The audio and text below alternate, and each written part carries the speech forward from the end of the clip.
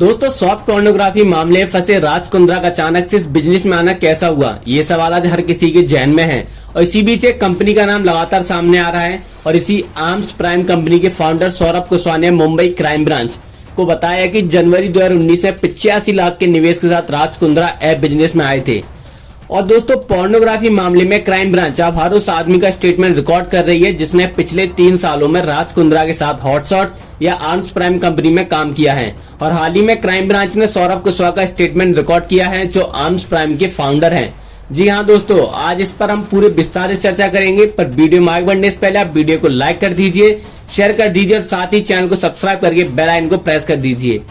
दोस्तों आखिर राज कुंद्रा की सौरभ से मुलाकात कब और कैसे हुई?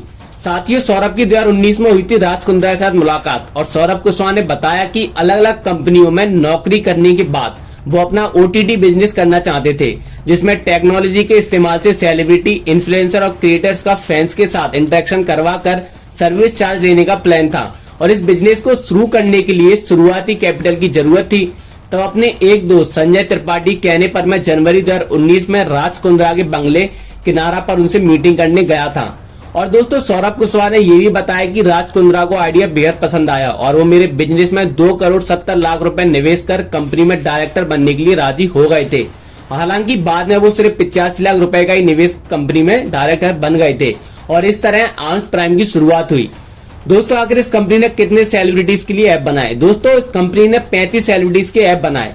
सौरभ कुशवाहा ने बताया कि कंपनी ने हरभजन सिंह, पूनम पांडे, शर्लिन चोपड़ा, सपना सप्पू, गहना वशिष्ठ, मनीषा लांबा जैसे करीब 35 सेलिब्रिटीज के लिए ऐप बनाए। कंपनी 2 तरह से काम कर रही थी। पहला था विल्ड एंड हैंडओवर, जिसके तहत किसी भी सेलिब्रिटी की जरूरत के मुताबिक ऐप बनाकर उसे बेच देना, और दूसरा तरीका था ऐप बनाकर उस कंपनी में शेयर लेना और टेक्निकल राइट्स अपने पास रख लेना, जबकि ऐप के कंटेंट राइट्स आर्टिस्ट के पास होते थे। इसमें 70% हिस्सा आर्टिस्ट के पास और 30% हिस्सा आर्म्स प्राइम के पास रहता था।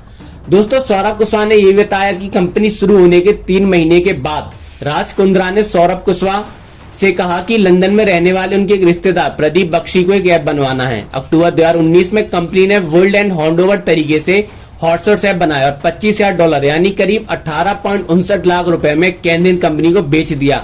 ये पेमेंट 5 से 6 इंस्टॉलमेंट में दी गई थी।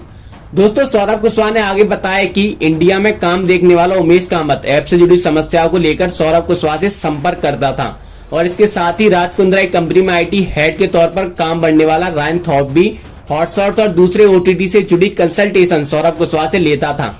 वहीं सौरभ कुशवाहा ने बताया कि अप्रैल और मई 2019 में आर्म्स प्राइम की आर्थिक स्थिति बिगड़ने लगी। राज कुंद्रा को ऐसा बिजनेस मॉडल चाहिए था जिसमें बिजनेस के शुरू होने के बाद ही फायदा आना शुरू हो जाए, लेकिन ओटीटी और ऐप बिजनेस का काम करने वाली कंपनी आर्म्स प्राइम में बिजनेस का बेस तैयार करने के लिए ही बहुत पैसा लग रहा था। पर कुछ और महीने बाद राज कुंद्रा को अपना ये दाव गलत लगने लगा और दिसंबर 2019 में राज कुंद्रा ने कंपनी डायरेक्टर का पद छोड़ दिया था। और दोस्तों उसके बाद ये भी खुलासा किया गया है कि राज कुंद्रा की गिरफ्तारी के बाद सॉफ्ट पोर्नोग्राफी केस में रोजाना नए नए खुलासे होते रहे, पर अब पोर्नोग्राफी से राज कुंद्रा की होने वाली कमाई का खुलासा हुआ है। इसके साथ ही जी न्यूज के हाथ एक पावर पॉइंट प्रेजेंटेशन भी लग चुका है जिसमें आने वाले 3 सालों में बिजनेस होने वाली कमाई का अंदाज लगाया गया है। अगर सब कुछ प्लानिंग के साथ चलता तो अगले 3 में ग्रॉस रेवेन्यू 146 करोड़ रुपए पहुंच जाता। दोस्तों मुंबई क्राइम ब्रांच के पास मौजूद पावर पॉइंट प्रेजेंटेशन के अनुसार अगले 3 सालों में प्लान बी यानी बॉली फेम नाम के ऐप से होने वाली इनकम का अंदाजा लगाया गया है। इस पावर पॉइंट प्रेजेंटेशन के हिसाब से राज कुंद्रा का दूसरा ऐप बॉली फेम से साल 2021-22 में 36 करोड़ 50 लाख की ग्रॉस इनकम होनी थी, जिसमें से 47 करोड़ 68 लाख 50,000 का नेट प्रॉफिट होना था। पर साल 2022 और 23 के लिए ग्रॉस रेवेन्यू 73 करोड़ होने का टारगेट था, जिसमें नेट प्रॉफिट 47 करोड़ 68 लाख 5,000 शामिल था, जबकि साल 2023-24 में तो यह आंकड़ा कई गुना बढ़ गया था। और दोस्तों इस साल की ग्रॉस रेवेन्यू 146 करोड़ का प्रोजेक्शन था, जिसमें नेट प्रॉफिट 30 करोड़ 42 लाख 14,000 रुपए शामिल थे।